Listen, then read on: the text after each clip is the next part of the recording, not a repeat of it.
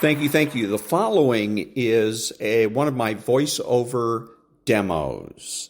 If you're a voiceover artist and you would like to advertise one of your demos on my podcast, please send an MP3 to thedrill12, all one word, at gmail.com. That's thedrill12 at gmail.com. Back in a minute. Ladies and gentlemen, welcome to Caesar's Palace for 12 rounds of boxing. In the red corner, from Los Angeles, California, wearing the red trunks with the gold trim, weighing in at 125 pounds, the lightweight champion of the world, Danny Little Red Lopez. Well, Bill, our winners get a home theater receiver. That's right. Experience the full potential of high-definition video with this 72-channel digital home theater receiver from Yamaha. But wait, that's not all. They also get a 5.1-channel surround sound system from Mirage. With 5 palm-sized speakers and a compact subwoofer cube, the MX 5.1 brings you huge immersive sound with Mirage's omnipolar technology. All from the Spiegel catalog, Chicago, Illinois, 60609. And they're taking closer order as down the stretch they come. Mr. Hot Stuff has 3 lengths to make up with chocolate candy last. On the rail, take the points behind that gallant son with chocolate candy gaining on the outside. In the lead is Pioneer of the Nile being tackled by chocolate candy. They're neck and neck as they come to the wire. And Pioneer of the Nile holds off chocolate candy and wins the Santa Anita Derby. And now, on your feet, time to greet holder of 14 NBA titles, your home team, your Los Angeles Lakers. Number 3 at 6'8", 5th year out of UCLA, playing forward, Trevor Ariza. Starting at center, number 17 at 7 feet, 4th year out of St. Andrews High School, Andrew Bynum. And at guard, number 24, 6'6", 13th season out of Loyal Marion High School, Kobe Bryant.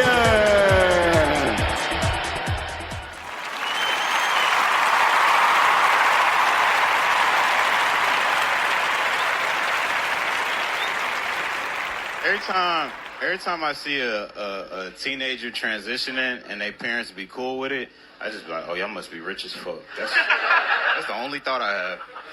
Because I know my dad would have never let me transition into a girl while I still had boy clothes that fit. He'd been like, so you ain't think to tell me you was feeling this way before I bought all these LeBron James jerseys? The Dwight Howard jerseys is right there. I could have just got them, but you want to sit there and play.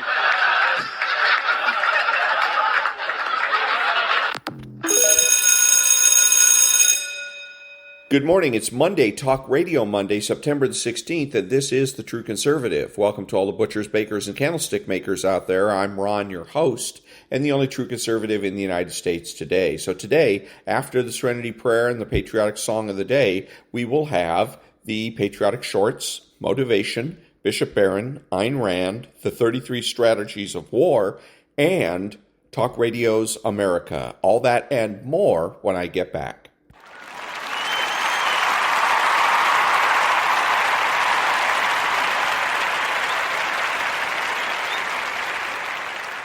God, grant me the serenity to accept the things I should not change, the courage to change the things I should, and the wisdom to know the difference.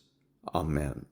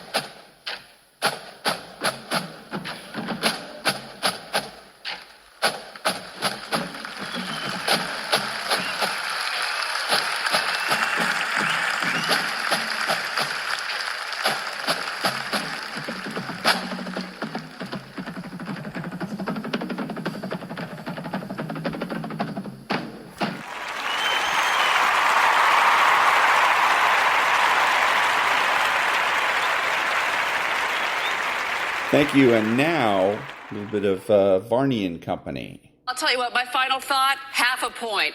Let's do it. Back to you. Half a point from the Fed on Wednesday. We'll say thanks, everybody. Varney and Company picks it up. Ashley Webster in for Stu this morning. Ashley, take it away. Thank you very much. Good morning to you, Maria. Good morning, everyone. Indeed, I'm Ashley Webster in today for Stuart Varney. But good news, Stuart will be back tomorrow, I promise. All right, now, for the second time in 2 months, former President Donald Trump targeted in an assassination attempt, this time as he was playing golf at his course in Florida. The alleged gunman reportedly 300 to 500 yards away. The suspect, who has a long rap sheet, is now in custody. Investigators recovering an AK-47 style rifle, 2 backpacks, and a GoPro camera from the bushes just around the Trump International Golf Club.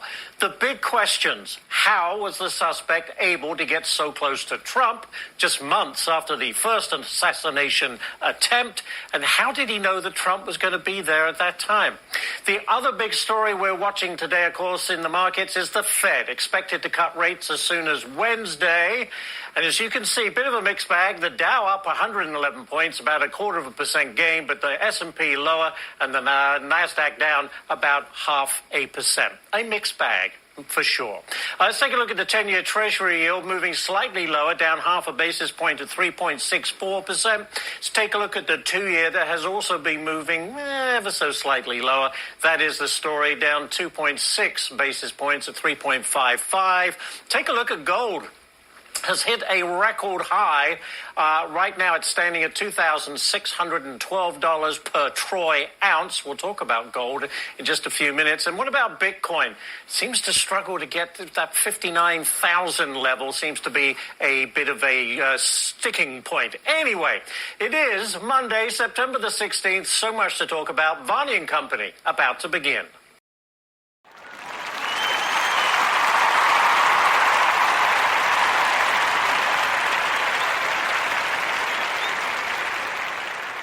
Thank you. Now, Hollywood. It was his first leading man role on the big screen. Long before he was 007, Sean Connery played a journalist caught in a love triangle with Lana Turner in Another Time, Another Place. During the filming in London, he and Turner set the tabloids ablaze with their frequent dinners around town. The gossip made it back to the States, and Turner's possessive boyfriend, Marine-turned-mobster Johnny Stompanato, hopped on a flight to confront Connery. Connery was in between takes when he felt a gun pressed against his head. The former bodybuilder and black belt reflexively grabbed the gun from the stout mobster and slammed him to the ground. "Don't bring a gun to a fist fight," he mocked the overmatched tough guy. The mobster went back to the States, humiliated. Stompanato's abusive relationship with Turner continued for a year, until Turner's teenage daughter stabbed him to death in defense of her mother. The killing was ruled a justifiable homicide. "The crud had it coming," said Connery years later. And that was Hollywood. Back in a minute.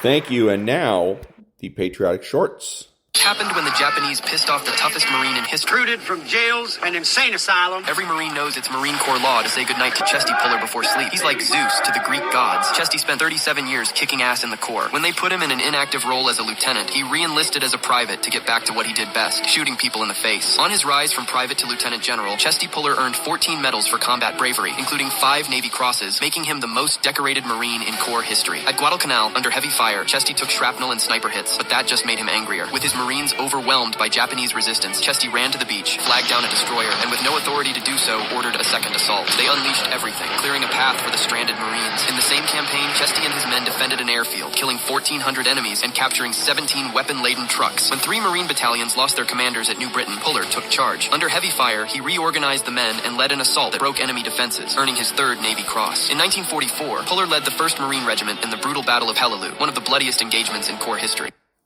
And that was the Patriotic Shorts. Back in a minute.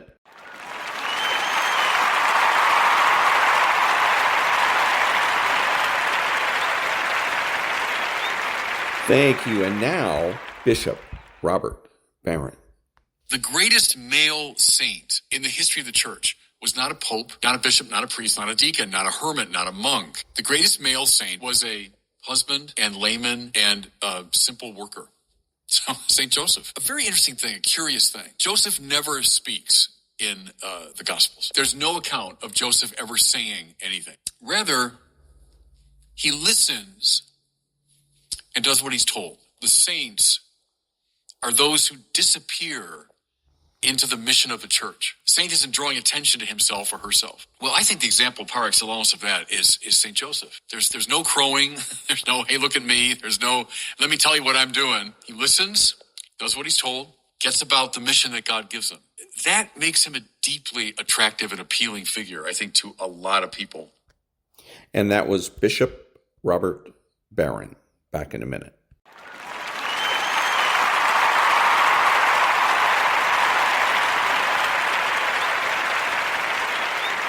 Thank you. And now a little bit of motivation. Run. You'll do what you're supposed to do. As long as you're getting pushed, as long as you're getting motivated, as long as somebody is encouraging you, as long as somebody's coaching you, as long as somebody's pushing you, as long as somebody's prodding you, you're doing what you're supposed to do. As long as somebody's calling you, as long as someone is enticing you, as long as somebody's giving you rewards, you're moving. But as soon as that stops, you stop. I asked myself the question about the lion, and I said the lion is not running to be rewarded. The lion is running to eat. Because the lion realizes when he kills the gazelle, not only does he eat the gazelle, but he brings it back home. So you've got to ask yourself, what's your why? What motivates you? What pushes you? What drives you? And if that thing is internal, if nobody has to call you, if nobody has to prod you, if nobody has to reward you, if you are self-motivated and self-regulated, you can have it, you can be it, you can do it. When you are a true hunter, you don't go by time, you go by the gazelle. You don't hunt from 8 to 3. Why? Because the gazelle may not be open from 8 to 3. You hunt until you get a gazelle, and you don't stop until you get one. And then you get another, and then you get another, and you get another. Listen to me, a 9 to 5 person, they make a sale, and they're excited. When you get to my level, and you get one thing, then you try to get to the next level, then you try to get to the next level, then you try to get to the next level. A true hunter hunts. A true hunter's goal is not the prize. A true hunter's goal is to hunt. That's what they live for. They live to hunt. They don't just live to catch it. It's the whole process. I'm saying that some of you in this room, you might not be a lion yet. You might have small beginnings. You might not have a lot of money. You might not have a lot of resources. But there's no excuse. And I need you to understand, for those of you who are 70% beast mode, 30% gazelle, that's just enough for that other person to outdo you. I am not phenomenally skilled, but I'm phenomenally willed. My IQ may never change, but my will changes every year. I get stronger and stronger and more determined. Why? Because it's in my DNA. I want to be successful. I want to execute. I want to make all my dreams become a reality. I want to do everything I said I'm going to do. So my appetite increases. It gets stronger every year. I want more every year. I want to do more every year. I want to help more every year. I want to be bolder. I want to be better. I want to be stronger every single year. Every single year, your appetite should go up. You should never get settled. You should never get settled. You should never get content. Every single year. The waiting and the thinking and the planning, that stuff doesn't get you anywhere. It doesn't move you forward. In fact, you're going backwards. You're going backwards because the world is moving forward. So if you're standing still, you're actually going backwards. So don't sit around and think about it anymore. Take action.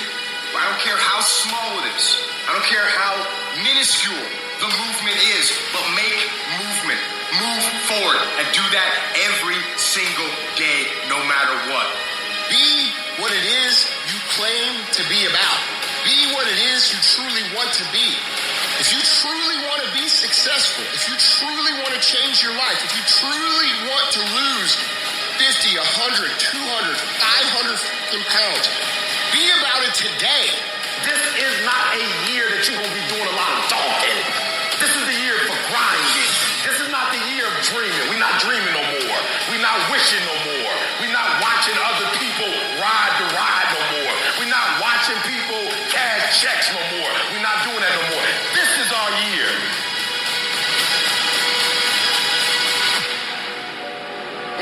will not be successful because you've got this giant goal and no steps to go with it. You're just in your mind like, girl, this is my year. How many steps? I don't know. Like, what is it going to take me to do it? I don't know. I just know this is my year. All of us in life have things we want. We don't get what we want. We get what we have to have. We all get what we tolerate in ourselves and other people. But when you're no longer willing to tolerate something, that's when your life changes. The difference in people is their standards, period. Everyone in the world has a list of things they think they should do. I should lose weight. I should work out. I should work harder. I should make more calls. I should. And then you know what? People don't do their shoulds, and they get mad at themselves. And they, what I call, shit all over themselves. They beat themselves up about it. What changes people is when your should becomes a must. When suddenly the thing you said should happen has to happen.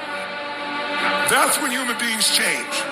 It's like if you want to take the island, burn the boats. Because if there's no way to go back, it's amazing what happens when it's a must to do something versus a should.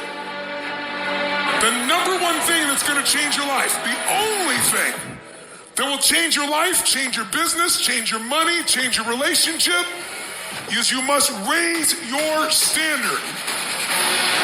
If you can't stick to something for 5 fucking days, you deserve to have a shitty life. You deserve to get your ass kicked. You deserve to be miserable. We're talking about 5 fucking days. We're not talking about 50 years.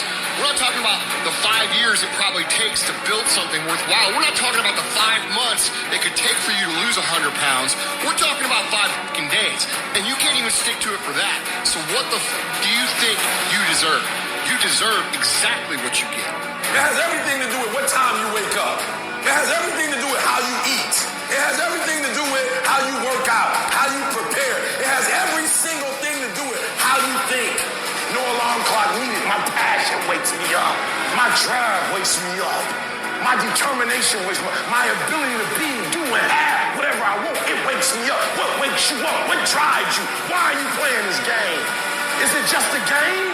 Or do you eat it? Do you sleep it? Do you drink it? Have you possessed the game? And what will separate those of you from the rest is what you do. And that was a little bit of motivation.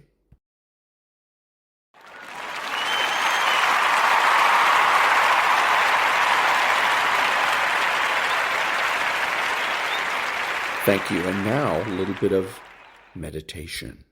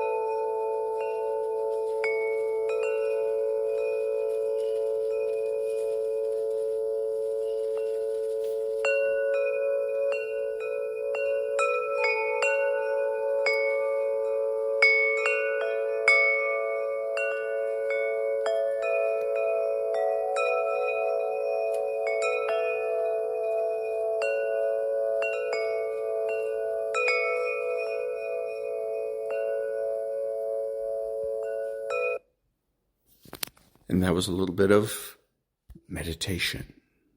Back in a minute.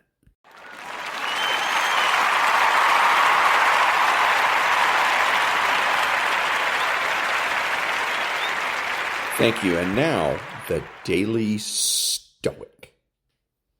Don't tell yourselves stories. In public, avoid talking often and excessively about your accomplishments and dangers, for however much you enjoy recounting your dangers, it's not so pleasant for others to hear about your affairs. Epictetus, Enchiridion, 33.14. Modern philosopher Nassim Taleb has warned of the narrative fallacy, the tendency to assemble unrelated events of the past into stories. These stories, however gratifying to create, are inherently misleading. They lead to a sense of cohesion and certainty that isn't real. If that's too heady, remember that, as Epictetus points out, there is another reason not to tell stories about your past. It's boring, annoying, and self-absorbed. It might make you feel good to dominate the conversation and make it all about you, but how do you think it is for everyone else? Do you think people are really enjoying the highlights of your high school football days? Is this really the time for another exaggerated tale of your sexual prowess? Try your best not to create this fantasy bubble. Live in what's real. Listen and connect with people. Don't perform for them. And that was the Daily Stoic by Ryan Holiday. Back in a minute.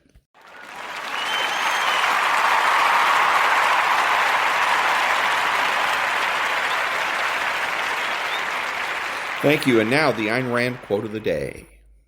Self-sacrifice is the precept that man needs to serve others in order to justify his existence, that his moral duty is to serve others.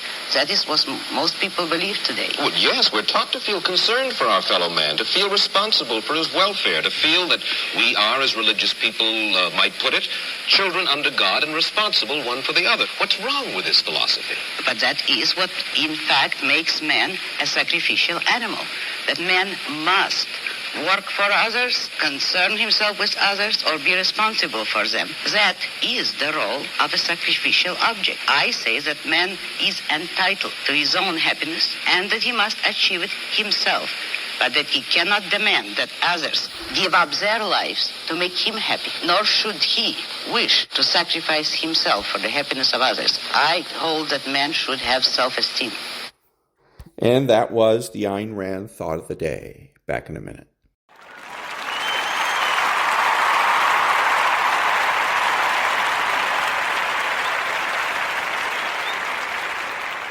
Thank you. And now the 33 Strategies of War. From Religious Mythology and the Art of War by James A. Aho.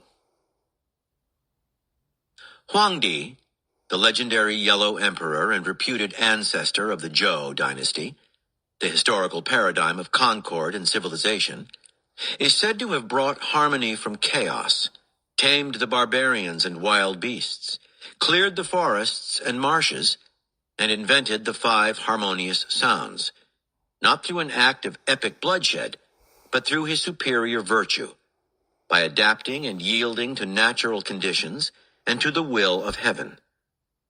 Confucianism henceforth repudiates as unworkable the idea of military solutions to human problems. And that was the 33 Strategies of War. Back in a minute.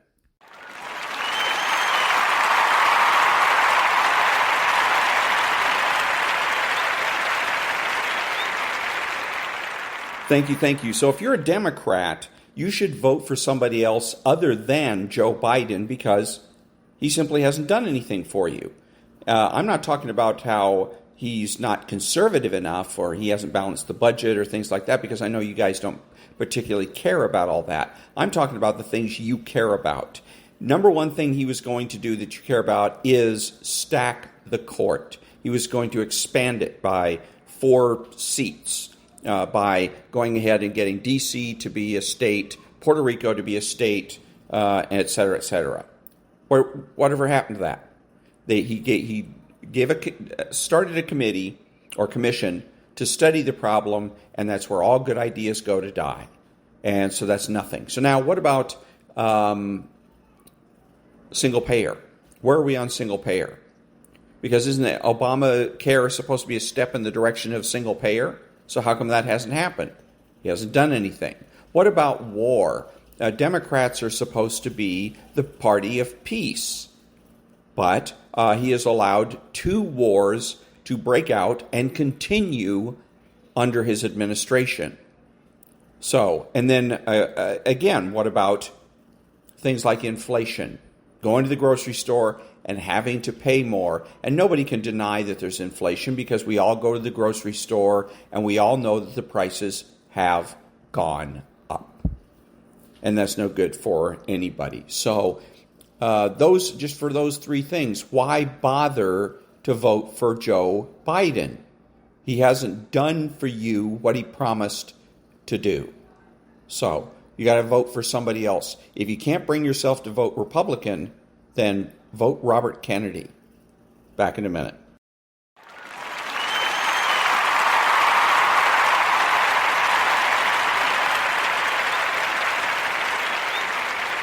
Thank you. So getting up this morning here, I heard it yesterday, actually. I heard a little rumble about somebody, a second attempted assassination of soon-to-be President Trump. And so the response has been interesting, and that has been from both Biden and Harris saying that violence has no place in political discourse, or political violence has, but it's the word violence. What's interesting is that they failed to mention the shooter at all, or the person that was going to do the shooting. My understanding is that the individual never got a shot off, but was interdicted and or intercepted before he could do that. So, but they didn't name the guy. They didn't say this shooter must be prosecuted. This is criminal activity, and this is that type of thing. And name the specific individual. They say violence in general. And one of the issues here, again, if you know a little bit about history, you know about Marxism, and that Marxism says that violence is no good, but force, the use of force, is okay. Because when you think, well, wait a minute, if you're a Marxist and you don't believe in using violence, then why are you starting revolutions around the world? Because back in the days of the Soviet Union, that's what the Soviet Union did. They instigated revolutions and civil wars in countries all over the world. And so the Marxist response was, when our people do it, it's not violence, it's force. And the use of force is okay. And but the use of violence, which they define as any type of activity to counter Marxist activities, is no good. So in other words, basically, if capitalists do it, it's violence and bad. If Marxists do it, it's force and good. So one of the responses for us as true conservatives, when we're confronted, let's say at the in the workplace, because this violence has no place in political discourse, is a great talking point. And so it may very well come down at work, church, the soccer field, etc., where you're going to hear the Democrats in your life that are going to be lecturing you about how violence has no place. An excellent response to that, perhaps even the perfect response, is to counter it by using the word force. And so I would say something like, so you agree with me then that the use of force has no place in American politics? And then watch their response. And more than likely, they're going to stare at you because they don't know what to say. Again, you and I are dealing with, at work, soccer field, etc., the useful idiots on the left. These are people that just do what they're told. They turn on The View, they watch those Nazis on The View, and those Nazis give them their talking points and tell them what it is that they're supposed to say. But if anybody thwarts them, let's say contradicts them, they don't know what to do. So they got to go back to The View, watch TV again, and see if anybody on The View has any ideas for them. So again, violence that's the Marxist doctrine is that it's okay for Marxists to use violence because it's not called violence, it's called force. But it's not okay for capitalists to use force because their force is called violence. And violence is no good, but force is acceptable. And the way to counter that is, again, when they say violence in political violence is unacceptable, is to respond with, well, you'll agree with me then also that the use of political force is no good. Back in a minute.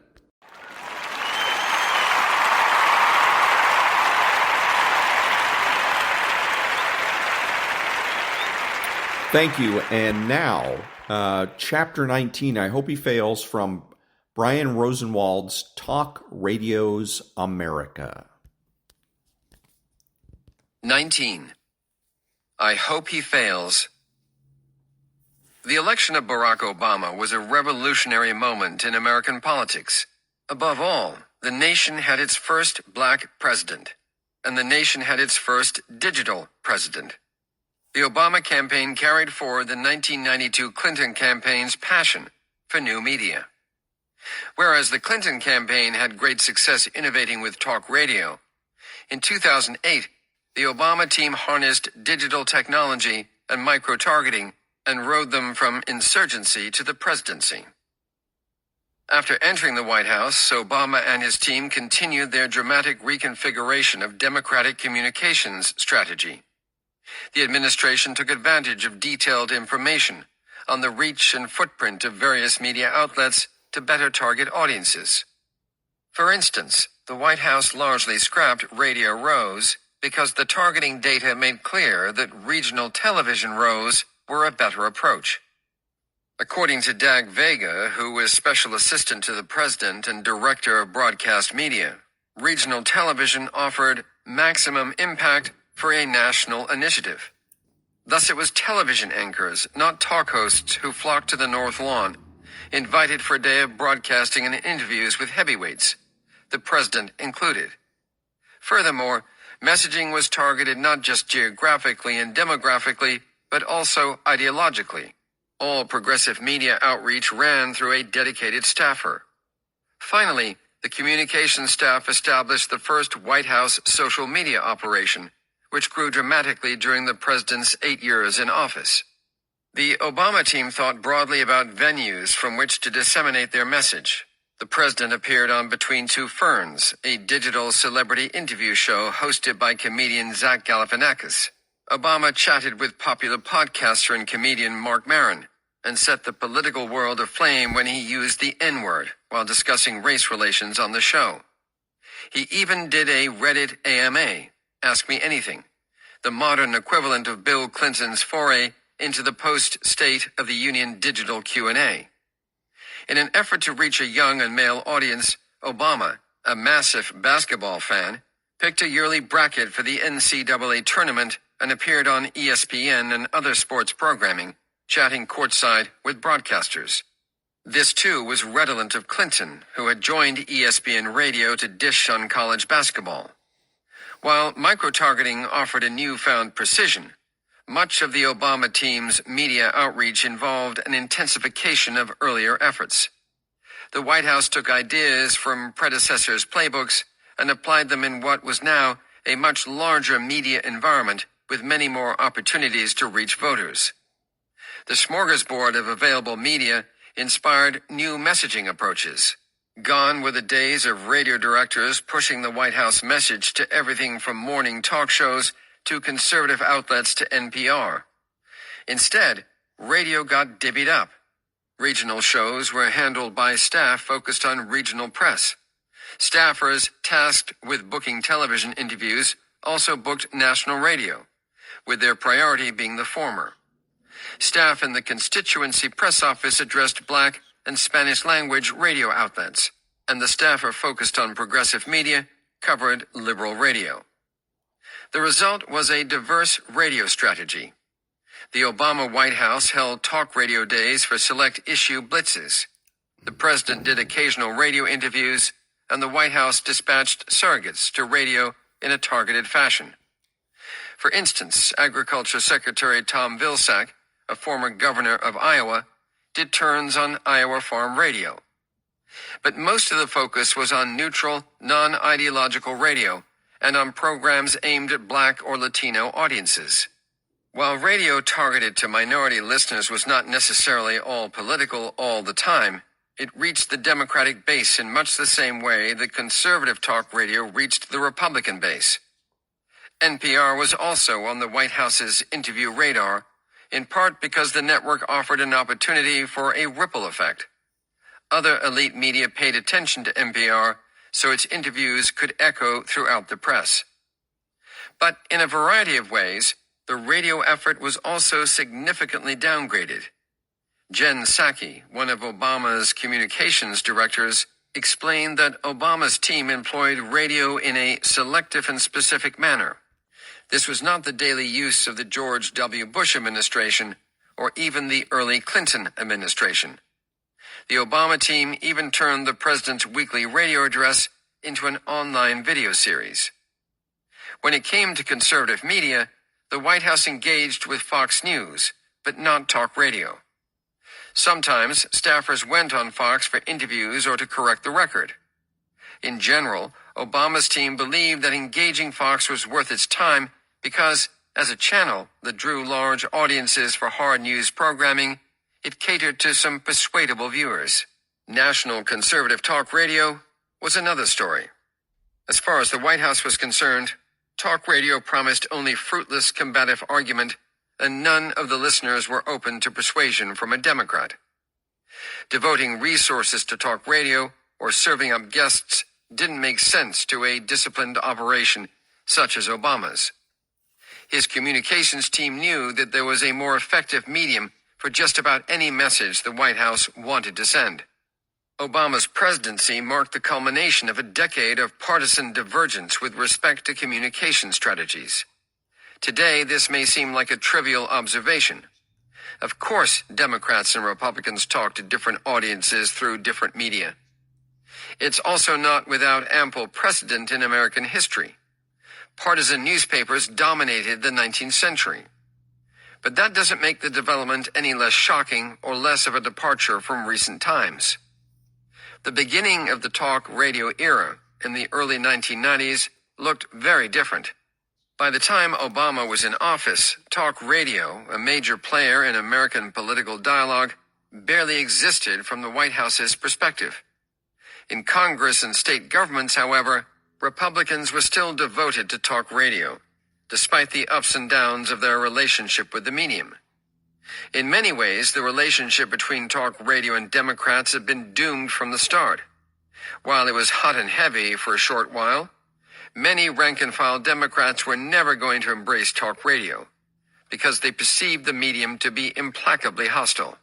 Party leadership understood talk radio's importance and directed outreach, but with a few exceptions such as Bill Clinton, they lacked any real affinity for the medium. Some Democrats conceptualized the necessity and the potential benefits. They wanted good relations with hosts. They wanted to make hosts' lives easier through radio-friendly outreach. And they wanted to flood the airwaves with prominent Democrats sharing the party's message. But too many didn't see matters that way. Certainly, Democrats' enthusiasm was never, on the whole, close to that of Republicans. And even at the peak of their engagement with talk radio, the savviest Democratic communicators used talk radio more defensively than did their Republican counterparts. Their best hope was to ensure that radio listeners heard both sides of the story, as opposed to hearing an entirely anti-democratic message. Maybe the situation would have been different if conservatives hadn't gotten to the airwaves first. Conservatives' early advantage set in motion a culture in which elected Democrats didn't listen to talk radio as much. At least those Democrats who lacked a major host or station in their districts or states rarely listened. Elected officials, their aides, and party operatives, therefore, often held skewed perceptions about talk radio. They underestimated its reach and importance, and exaggerated its hostility. Longtime Michigan Representative David Bonnier argued that many of his peers saw radio as the red-headed stepchild in the media world. They mistakenly believed that hosts were likely to turn an interview into a screaming match where they would not get a word in edgewise. In reality, a few hosts did behave this way, but most at least let Democrats say their piece. A geographic element contributed to the awkward fit between Democrats and talk radio. Many Democrats came from urban districts and states dominated by cities, whereas the brand of talk radio shaped by Limbaugh tended to be a more significant part of the media diet in rural areas. Those who did listen in urban areas tended to be trapped in cars commuting and looking for companionship. Not a likely condition for members of Congress. Senator Daschle, who lost his seat in a close 2004 election as rural America moved away from Democrats, noted that in his native South Dakota, people passed long hours on highways listening to talk radio.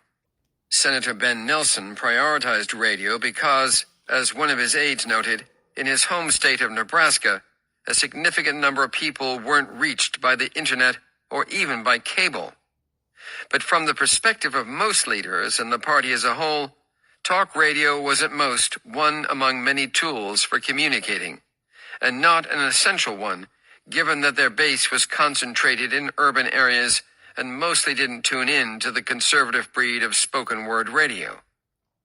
Bill Richardson, for one, lamented the missed opportunity. He believed that many aspects of the Democratic agenda would have appealed to rural and moderate voters who got their news and entertainment from talk radio. Hardened red and blue thinking also contributed to this difference in the party's media priorities. Before the second half of the 2000s, when voter targeting became more sophisticated, Democratic campaigns might have ignored conservative-leaning programs outside of top priority areas. As targeting improved, however, Democrats realized that they had potential voters in these places, and these voters might tune into talk shows because the host cared about issues they cared about too. That offered an opportunity for a candidate or a surrogate who agreed with the host on the issues in question and who at least was inclined to address them. But for many years, Democrats left the field uncontested. Even with improved targeting, talk radio occupied a far more significant place in Republican communications strategy, in part because talk radio needed to serve a larger function for Republicans than it did for Democrats. Both sides saw the medium as important for disseminating and amplifying a message. But for Republicans, talk radio was a two-way street. They used it to take the pulse of their base, to hear the concerns of their most crucial and engaged supporters. Liberal talk radio never had enough listeners to serve that function for Democrats. That meant, as well, that there just weren't that many voters to reach in many situations. Resources being limited, Democrats accordingly devoted more attention to media that offered access to larger groups of persuadable or supportive voters. Sensible though this decision was, Democrats missed an opportunity to balance the message talk radio listeners received. Though conservatives constituted much of talk radio's audience, the medium offered access to many persuadable voters, and there likely would have been more had Democrats been a consistent presence over the years. Democrats might even have benefited from reaching conservative listeners who voted reliably Republican. Instead, by vacating the talk radio airwaves, Democrats allowed the medium to harden into an echo chamber, which along with Fox News and conservative digital outlets, fueled polarization. From there, the level of vitriol and hysteria in conservative media only escalated until by the time of the Obama administration, right-wing outlets routinely targeted even mid-level Democratic staffers. Had Democrats stayed in the game, they might have blunted some of these developments. Access to the talk radio audience, at least, would have allowed Democrats to muddy the waters factually for conservative listeners, who typically parroted talk radio-derived diatribes about Democrats and their policy positions. And by challenging more visceral claims, Democrats could have reduced the personal animosity that many talk radio listeners felt toward them. Democrats such as Lieberman, who routinely ventured onto conservative talk radio, shattered stereotypes and defanged hosts. Instead of wrath, they confronted respectable disagreement. Had others gone on the air and earned hosts' esteem, listeners may have felt less hostile to them, and therefore been less active in opposition. As Jameson and Capella demonstrated, Limbaugh listeners who felt more intensely about the 1996 presidential candidates were more likely to participate in political activities near the time of the election, which wasn't good for Democrats. While some hosts, such as Ingram, only wanted Democratic guests to serve as piñatas, Hewitt and others would have asked tough questions, but then allowed their guests to answer, engage in debate, and try to turn down the volume on voter outrage. By giving the opposition a lot of uncontested time to sell their agenda, Democrats probably made it progressively harder to correct the problem of imbalance.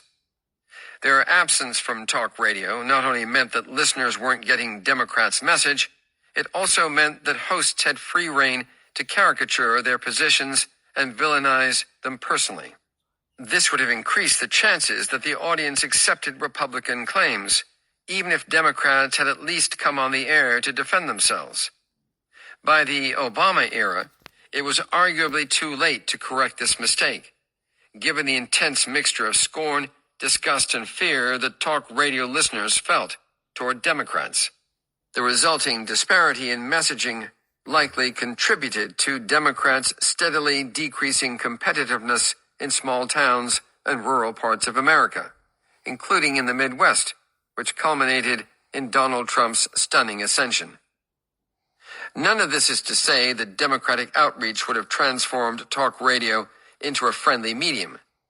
While many conservative hosts would have welcomed information from Democrats and happily talked with Democratic guests, they still fundamentally disagreed with Democrats on most major issues, and they aired that disagreement through harsh criticism.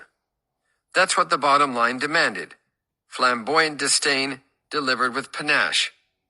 Nonetheless, the rejection of the medium, which reached near totality during the Obama years, helped to ensure this seemingly unbridgeable disconnect that emerged between the Democratic Party and large swaths of the country. And that was Chapter 19, I Hope He Fails, from Talk Radio's America, How an Industry Took Over a Political Party That Took Over the United States, by Brian Rosenwald and read by Christopher Grove. Back in a minute.